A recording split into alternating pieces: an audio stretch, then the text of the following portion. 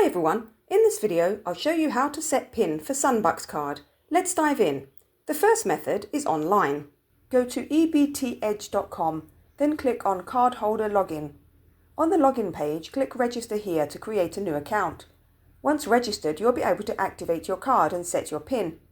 The second method is through the EBT Edge mobile app, available on both the Google Play Store and Apple App Store. Just download the app, sign in or register, and follow the prompts to activate your card and manage your PIN. The third option is by calling the North Carolina EBT customer service.